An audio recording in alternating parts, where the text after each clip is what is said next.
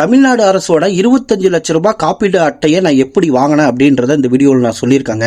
ஆமாங்க, இப்போ வந்து பார்த்தீங்கன்னா 5 லட்சமா இருந்த மருத்துவ காப்பீட்டை வந்து இப்போ 25 லட்சமா மாற்றிருக்காங்க. இந்த காப்பீட்டு அட்டை இல்லாதனால நானே வந்து ரொம்ப பாதிக்கப்பட்டிருக்கேன். ஏன்னா எங்கள் அப்பாவுக்கு ஒரு மருத்துவ செலவு வரும்போது நாங்கள் தனியார் ஹாஸ்பிட்டல் கூட்டிகிட்டு போனோம். இந்த மருத்துவ காப்பீடு அட்டை இல்லாதனால சில லட்சங்கள் எங்களுக்கு வந்து செலவாடுச்சு. அதே பிரச்சனை திரும்ப வரும் பொழுது அதே ஹாஸ்பிட்டலுக்கு நாங்கள் போனோம். இந்த அட்டை இருக்கும் பொழுது, இந்த அட்டை வாங்கினதுக்கு அப்புறம் அப்போ போகும்போது பாத்தீங்கன்னா எங்களுக்கு இலவசமா அந்த ட்ரீட்மெண்ட் எடுத்தாங்க. இந்த காப்பீட்டு அட்டை இல்லாதனால தான் எங்களுக்கு வந்து சில லட்சங்கள் செலவானுச்சு. இந்த காப்பீட்டு அட்டையை நம்ம எல்லாருமே பயன்படுத்திக்கணும். நீங்க வந்து பிரச்சனை எதுவுமே இல்லைல்ல அப்படின்னு நினைச்சு விட்டுறாதீங்க. நீங்க எடுத்து வச்சுக்கோங்க, ஒரு சேஃப்டிக்கு தான்.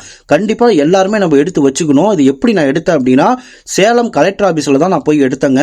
தனியாளா போய் வாங்கிட்டேன். நம்ம ரேஷன் கார்டுல யார் யார் பேர் இருக்கோ அதுல யாரோ ஒரு குடும்ப நபர்கள்ல யாரோ ஒருத்தர் போய் நம்ம அப்ளை பண்ணி வாங்கிட்டு வரலாம். அதுவும் வந்து ஹாஸ்பிட்டல்ல எமர்ஜென்சியா இருக்காங்க அப்படின்னா அப்போ கூட போய் நம்ம அப்ளை பண்ணி வாங்கிட்டு வரலாங்க.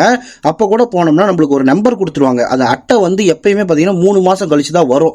அது வந்து டீட்டெயிலாக நான் சொல்லிடுறேன். 3 மாதம் கழிச்சு தான் அந்த காப்பீட்டு அட்டை நம்ம கைக்கு வரும். ஆனால் நம்ம உடனே போய் அப்ளை பண்ணோம்னா நமக்கு ஒரு நம்பர் கொடுத்துருவாங்க. அந்த அட்டையோட நம்பர் கொடுத்துருவாங்க. அந்த நம்பரை வச்சு நம்ம வந்து மருத்துவம் பார்த்துக்கலாம். இது ஒரு சரியான முறையில் பயன்படுத்தி நாங்கள் ஒரு தடவை வந்து பயன்பெற்றிருக்கோம். நீங்களும் மறக்காம இந்த காப்பீட்டு அட்டையை எடுத்துருங்க. எடுத்துட்டீங்கன்னா தான் உங்களுக்கு நல்லது. இந்த காப்பீட்டு அட்டை இப்போ 25 லட்சம் அப்படின்னு உயர்த்துறது ஒரு மிகப்பெரிய ஒரு நல்ல விஷயம். அதை பற்றி மாண்புமிகு முதலமைச்சர் வந்து பேசும்பொழுது, ஒரு உயிரின் மதிப்பு அவரோட வருமானத்தை வச்சு தீர்மானிக்க கூடாது அப்படின்னு ஒரு வார்த்தை சொன்னாரு. அது ஒரு சூப்பரான வார்த்தைங்க. நான் இந்த மருத்துவ காப்பீடு அட்டையை எப்படி வாங்கினேன், என்னோட அனுபவம் என்ன அப்படின்றத ஒரு போஸ்டா போட்டிருக்கேன். அதோட லிங்க் வேணும்னா கூட டிஸ்கிரிப்ஷன்ல இருக்கு.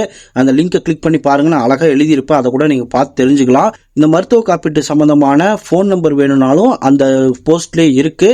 நன்றி, வணக்கம். அடுத்த வீடியோவில் பார்க்கலாம். அவ்வளோதான்.